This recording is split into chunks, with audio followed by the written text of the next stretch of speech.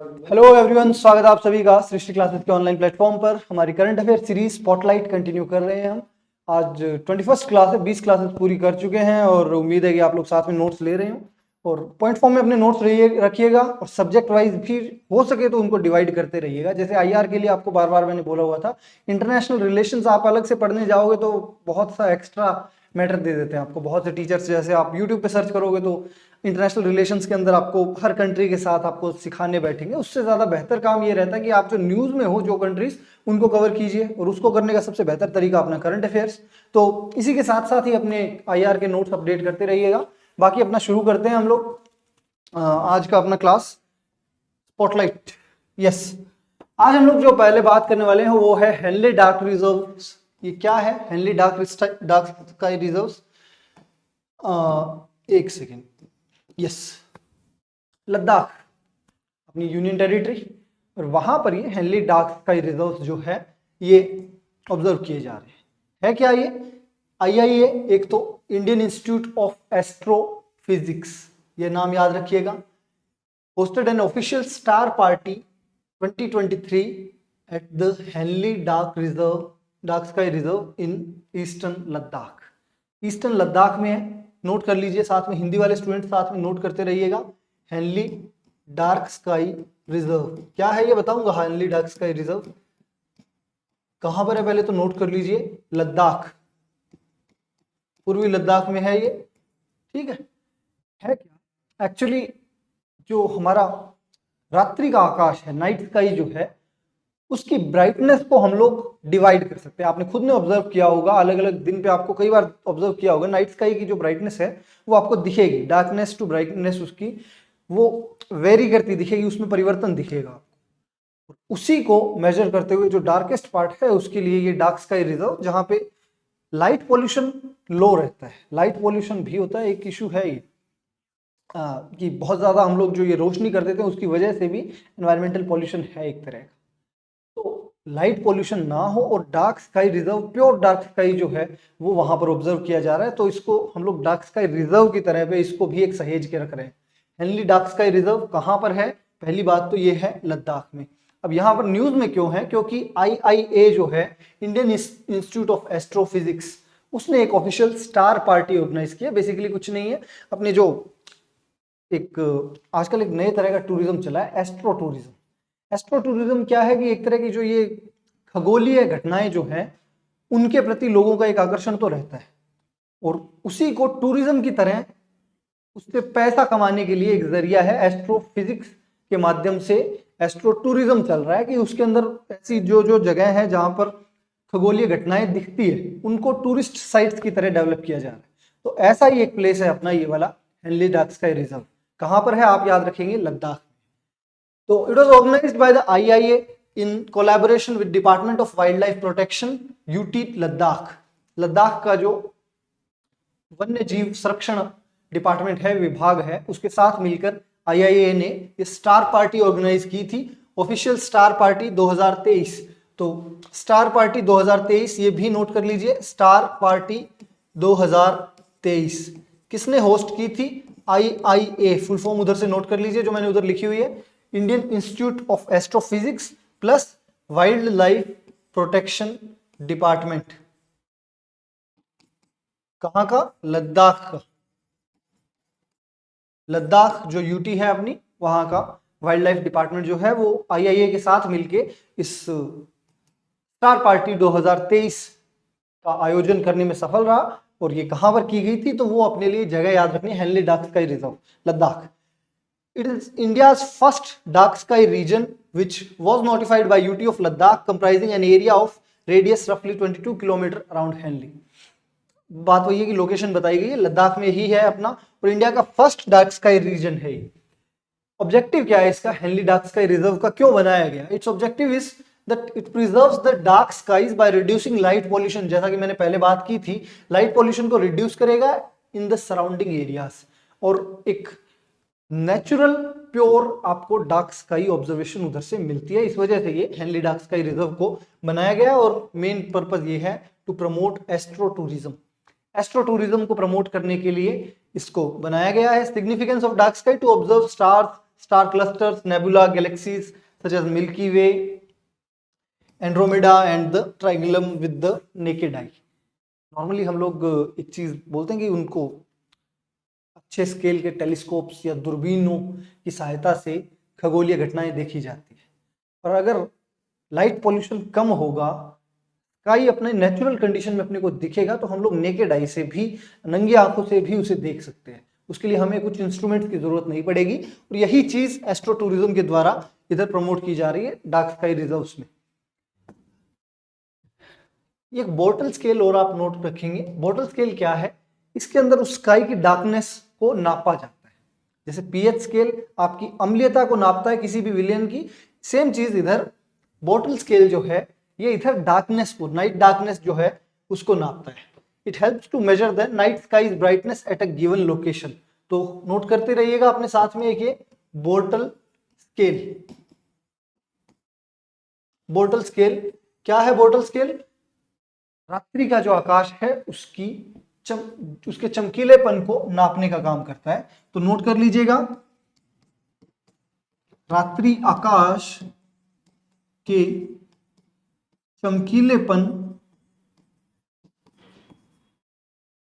को मापने के लिए स्केल।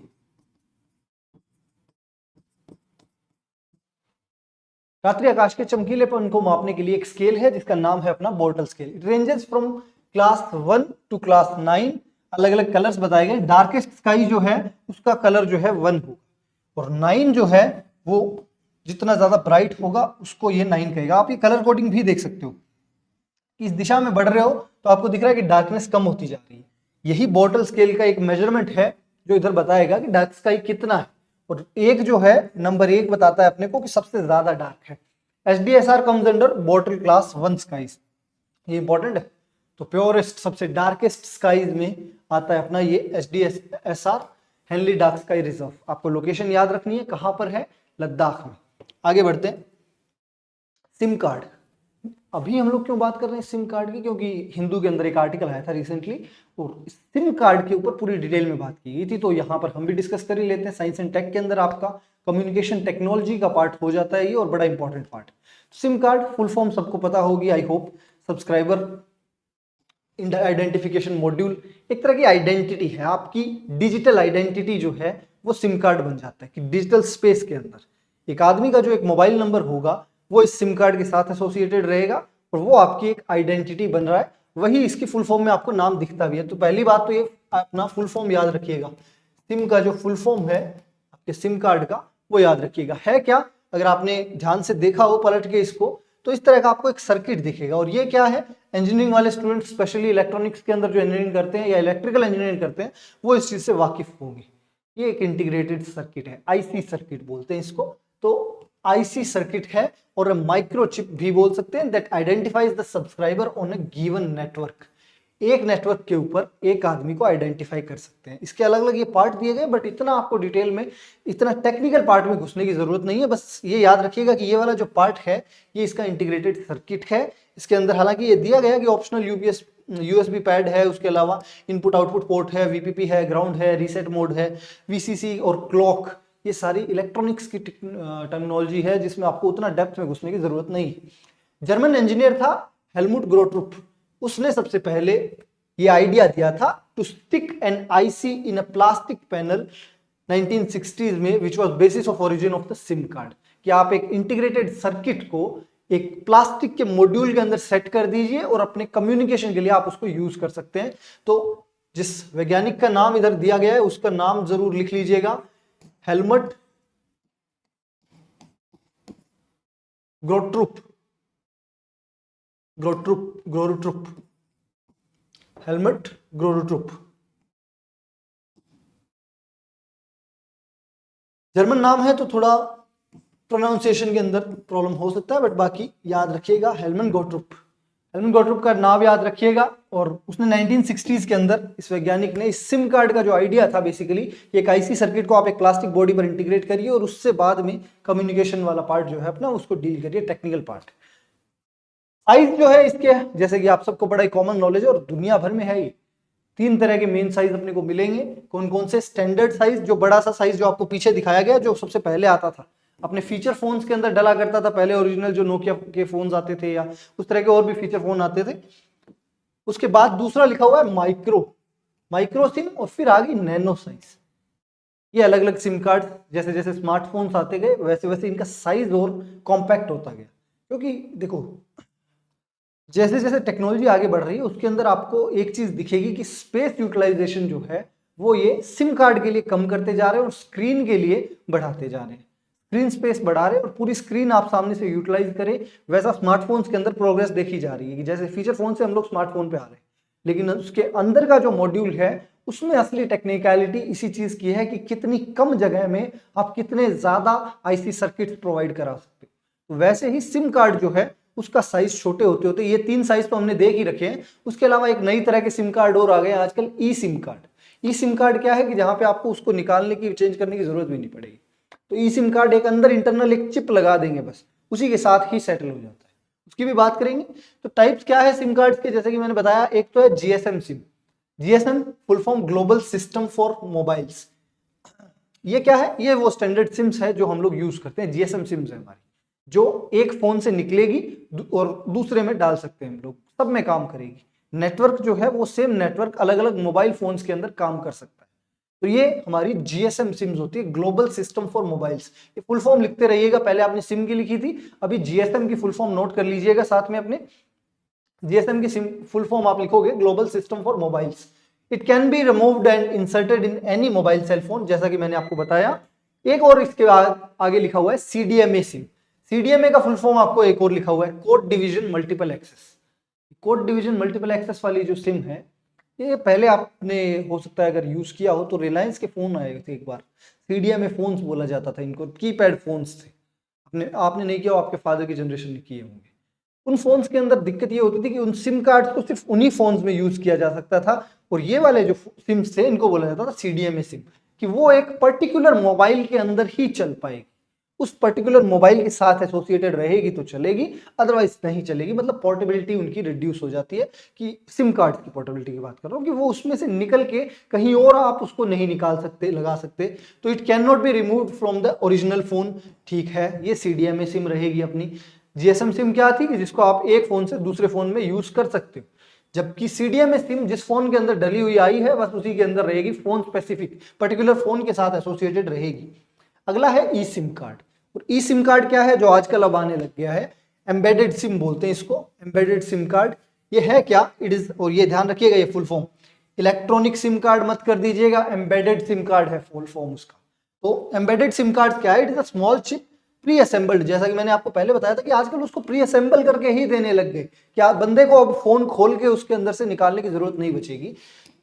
इस अंदर से ये अंदर से असेंबल्ड रहेगी inside the phone, that enables easier swap of network operator as the information on e SIM are rewritable. ये इंपॉर्टेंट चीज है, ये जो चिप है इस पर इंफॉर्मेशन रीराइटेबल है, यानी अगर आपके अंदर, आपके फोन के अंदर जो सिम होगी ई सिम, उसी वही रीराइटेबल है। रीराइटेबल होने का मतलब यह है कि उसी के ऊपर दूसरे नेटवर्क का डेटा भी रीराइट किया जा सकता है, और सॉफ्टवेयर से होगा, वो ऑटोमेटिक है, सॉफ्टवेयर है। तो यहां पर आपको एक फिजिकल सिम जाके खरीद के लाने की जरूरत नहीं पड़ेगी। तो ई सिम कार्ड आप ये देख सकते हो। इधर आगे बढ़ते हैं। स्टोरेज फंक्शंस क्या है सिम कार्ड के? थोड़ा स्टोरेज भी मिलता है उसके ऊपर, अगर आपने ध्यान दिया हो। पहले आते थे अपने कीपैड फोन्स के अंदर कि आपके सिम के अंदर इतने कॉन्टैक्ट आप सेव कर सकते हो, उससे आइडिया लगता होगा आप, आजकल भी है, लेकिन आजकल हमारा स्मार्टफोन्स जब हम यूज करते हैं तो ध्यान नहीं जाता, क्योंकि स्टोरेज के अपने पास बहुत ज्यादा माध्यम आ चुके हैं अपने फोन में। पहले ये लिमिटेड होता था स्टोरेज का स्पेस, तो कॉन्टैक्ट जो है कुछ 20 से 50 कॉन्टैक्ट आप सिम में स्टोर कर सकते थे। तो वो चीज आज भी है, लेकिन आजकल हम लोग उस पर ध्यान नहीं देते। खैर, अगर आपको बस ध्यान इतना रखना है कि सिम जो है वो आपको स्टोरेज फंक्शन प्रोवाइड करवाती है, सिर्फ आइडेंटिफिकेशन नहीं दे रही, साथ में आपको स्टोरेज भी दे रही है। It gives you your on ID number, the integrated circuit card identifier. कभी नोट किया हो तो सिम कार्ड के एकदम इधर पीछे की साइड कुछ नंबर भी लिखा होता है, एक नंबर लिखा होता है साथ में, the international mobile subscriber identity, IMSI, ये होता है उसमें। सब्सक्राइबर की लोकेशन एरिया आइडेंटिटी ये भी स्टोर रहेगी। पुलिस आपका नंबर से आपको आपकी लोकेशन वेरीफाई कर सकती है। सुना होगा आपने, नंबर को ट्रेस किया जाता है। तो वो सारे काम यहाँ से हो सकते हैं कि आपकी लोकेशन एरिया आइडेंटिटी जो है वो भी वहां स्टोर रहेगी। A list of preferred networks, कौन से नेटवर्क आप प्रेफर कर रहे हो फोन के अंदर, जो फीचर फोन में अपने कई बार आते थे वो ऑप्शंस, जब आप रोमिंग में जाते थे कौन सा नेटवर्क सेलेक्ट कर रहे हो, 3-4 तरह के ऑप्शन आते थे, तो वो सारी चीजें भी इस आपके सिम कार्ड के अंदर सिक्योर रहते हैं। कुछ इमरजेंसी नंबर सिक्योर कर सकते हो आप। उसके अलावा the subscribers contacts and SMS messages, वापस एसएमएस भी स्टोर हुआ करते थे सिम के अंदर। चैलेंजेस क्या है? It is possible to duplicate a SIM card by accessing its key and storing it multiple cards.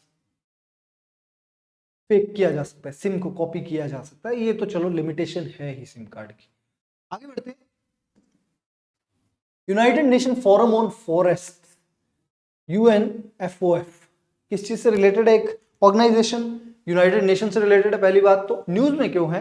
क्योंकि अपनी जो MOEFCC है, ये MOEFCC क्या है याद होगा, अब मैं कई बार, अब क्योंकि 21 क्लासेस हो चुकी है, बार बार मैं ये नहीं बोलूंगा, ये पूरा लंबा नाम बोलने की जरूरत नहीं है आपको। Ministry of environment, forest and climate change, short में चलिए, थोड़ा इजी रहिए। तो ministry of environment, forest and climate change जो है, it is organising a CLI event. CLI क्या है? कंट्री लेड इनिशिएटिव, कि जिसमें एक देश खुद से इनिशिएट कर रहा है country led initiative as a part of UNFOF in 2023 at the forest research institute in Dehradun. आपको मेन चीज याद रखनी है, भारत में इस forest research institute, full form लिख लीजिएगा आप, फॉरेस्ट रिसर्च इंस्टीट्यूट कहां पर है भारत में? देहरादून में है। देहरादून कौन से स्टेट में पड़ता है अपने? Uttarakhand. FRI, forest research institute, Dehradun में, उत्तराखंड में। और वहां पर एक कंट्री लेड इनिशिएटिव इंडिया की ministry of environment, forest and climate change organise कर रही है। और उसी के जरिए, किसके लिए है ये? यूनाइटेड नेशन FOF के उसी का पार्ट है ये जो अपना इवेंट जो होने वाला है। It is a subsidiary body within the United Nation organisation. जैसा कि मैंने पहले आपको बताया कि यूएन के साथ एसोसिएटेड, यूएन की ही बॉडी है। कब बनी थी? 2000, सन 2000 में बनी थी। It was formed by a resolution 2000/35 of economic and social council of the United nation. एक बॉडी यूएन की, हम लोग पहले भी बात कर चुके हैं इसकी, यूएन इकोसोक, United Nation economic and social council. ये यूएन इकोसोक बड़ी इंपॉर्टेंट बॉडी है, यूएन का पार्ट है, तो याद रखिएगा। ये यूएन इकोसोक के 2000/35 रेजोल्यूशन के तहत इस UNFOF का गठन किया गया था। कब किया गया था ये याद रखना है आपको, साल 2000 के अंदर इसको बनाया गया था। मेंबरशिप, यूनिवर्सल मेंबरशिप है that comprises all member states of UN and its specialised agencies. जितने यूएन के सारे सदस्य हैं जनरल असेंबली के सारे इसके सदस्य हैं, ऑटोमेटिक बाय डिफॉल्ट इसके सदस्य हो जाते हैं। तो इसकी यूनिवर्सल मेंबरशिप है। इंडिया की मेंबरशिप बिल्कुल है, इंडिया मेंबर, और इंडिया तो फाउंडिंग मेंबर है कि जब से आया था तब से इंडिया इसके साथ काम कर रहा है और ऐसे इवेंट्स ऑर्गेनाइज करता है। The 19th session of UNFF is scheduled at United Nations headquarters, New York in May 2024. ये याद रखिएगा, 19वां सेशन UNFF का जो है वो शेड्यूल रखा गया है। कब? यूएन का हेडक्वार्टर न्यूयॉर्क में है और वहीं पर अगले साल मई 2024 में। तो यूएन हेडक्वार्टर इस करंट अफेयर के माध्यम से याद रखिएगा आप, कहां पर है? New York city, USA, NYCT, USA के अंदर UNFOF का अपना अगला सेशन होने वाला है। 19th सेशन इधर लिखा गया है। ये इसका अगला जो ये 19th सेशन है मई 2024 में होगा और हेडक्वार्टर्स पे ही हो रहा है यूएन के। आगे बढ़ते हैं। The UN General Assembly adopted the first ever strategic plan for the period of 2017 to 2030। UN ने एक स्ट्रेटेजिक प्लान फॉरेस्ट के लिए वो अडॉप्ट किया है, यूएन जनरल असेंबली ने अडॉप्ट किया है। और ये UN strategic plan for forest, तो हेडिंग डाल लीजिएगा अपने नोट्स में, लिखिएगा UN strategic plan for forest 2017 से 2030 के लिए। बस इतना ये टाइम फ्रेम याद रखिएगा क्योंकि इसमें से क्वेश्चन यही बनता है मेन। 2017 से 2030 के टाइम पीरियड के लिए यूएन ने अपना first ever strategic plan for the forest ये अपना डिक्लेयर किया। It serves as the global framework to achieve sustainable management of all types of forest including trees outside forest and to combat deforestation and forest degradation. Forest से related जितने issues हैं सारों के ऊपर बात करेंगे। तो फॉरेस्ट के लिए एक बेसिक प्लान बनाया गया है। 6 global forest goals and 26 associated targets to be achieved by 2030 which are voluntary and universal। आपको याद इतना रखना है बस 2017 से 2030 तक का टाइम फ्रेम है जो इसके अंदर इस स्ट्रेटेजिक फ्रेमवर्क के अंदर टारगेट किया गया, स्ट्रेटेजिक प्लान में टारगेट किया गया। तो आगे बढ़ते हैं अपने नेक्स्ट, बन्नी फेस्टिवल। क्या होता है ये बन्नी फेस्टिवल?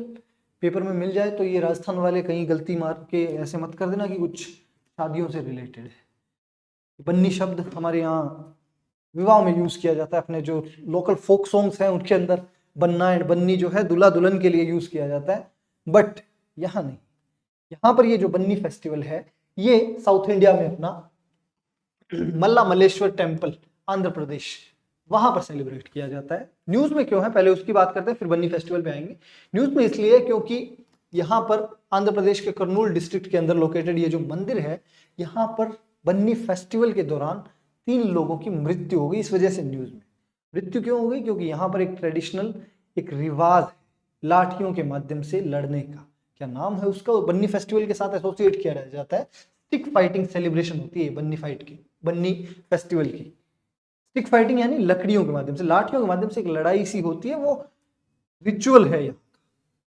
और उस रिचुअल में लहूलुहान लोग बाहर निकलते हैं, शिव से रिलेटेड है, और वो जब अपनी कपड़े खून में रंगे हुए बाहर निकलते हैं, और वो उसका एक एसोसिएटेड एक रिचुअल है। रिचुअल्स के अंदर लॉजिक नहीं देखा जाता, एक तो ये भी चीज। तो यहाँ पर लॉजिकल पार्ट पे मत जाइएगा, लेकिन एक कल्चर का पार्ट था।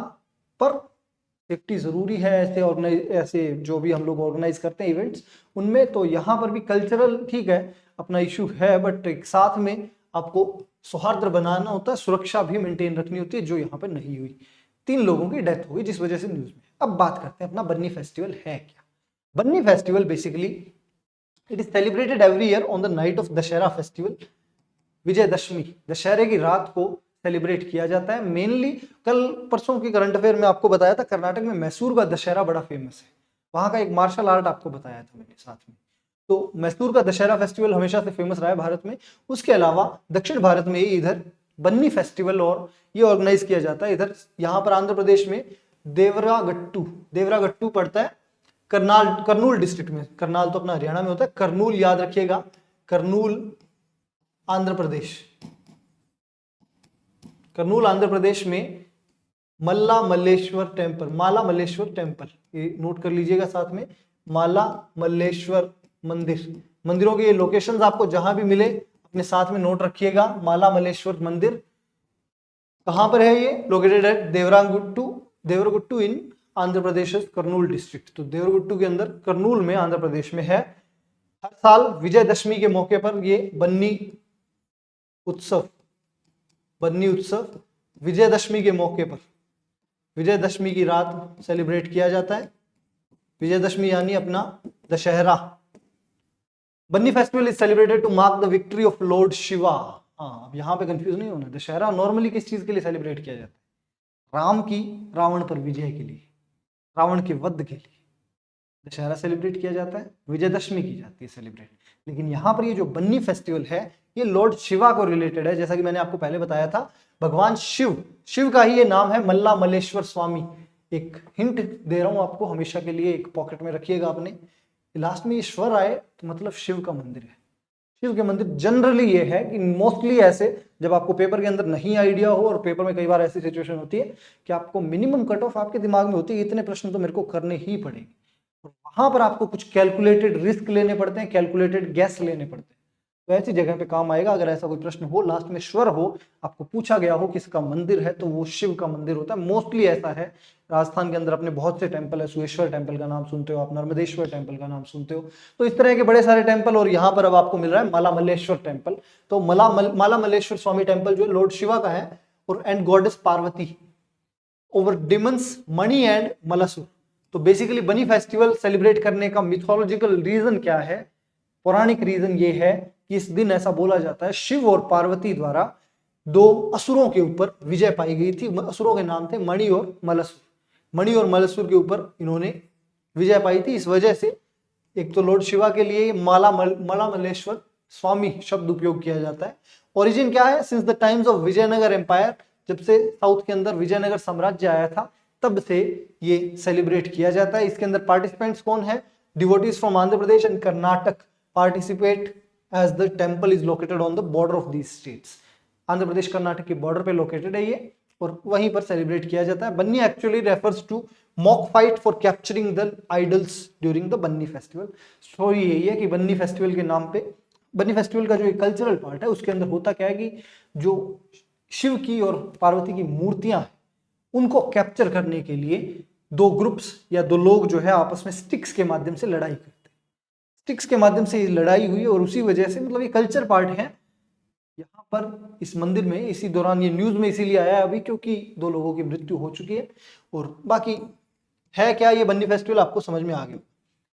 अब जब बात बन्नी फेस्टिवल की कर रहे हैं हम, तो एक बन्नी ग्रासलैंड भी कई बार पीछे प्रीवियस ईयर पेपर्स में आया हुआ है, यूपीएससी ने पूछा हुआ है। बन्नी ग्रासलैंड कहाँ पर है, लोकेशन याद रखिएगा। बन्नी ग्रासलैंड गुजरात के अंदर है, गुजरात के कच्छ डिस्ट्रिक्ट के अंदर। तो याद रखिएगा बन्नी घास के मैदान, बन्नी घास के मैदान कहाँ पर है वो आपके पढ़ते हैं गुजरात में, गुजरात के कच्छ में, गुजरात के कच्छ जिले के अंदर। One of the largest grasslands in the Indian subcontinent which was notified as a reserve forest in 1955। 1955 के अंदर इसको रिजर्व फॉरेस्ट घोषित किया गया था, संरक्षण मिल गया था इसको। तो ये थे आज के हमारे करंट अफेयर्स। टेलीग्राम पर आपको इसकी पीडीएफ मिल जाएगी। टेलीग्राम चैनल मेरे पीछे आप देख पा रहे हैं, ये हमारा है सृष्टि क्लासेस नोहर। यहाँ पर जाइए देखिएगा। इसके अलावा वीडियो के लास्ट में आपको कई प्लेलिस्ट के सजेशन दिए जाते हैं, प्लेलिस्ट को भी चेकआउट करिए। देखिए यूट्यूब के ऊपर और क्या क्या चीजें हम लोग कर रहे हैं, और अगर आप और नई चीजें कुछ चाहते हैं तो वो कमेंट सेक्शन में बताइए। पूरी टीम आपको उसी से रिलेटेड कंटेंट प्रोवाइड करवाने की कोशिश करेगी।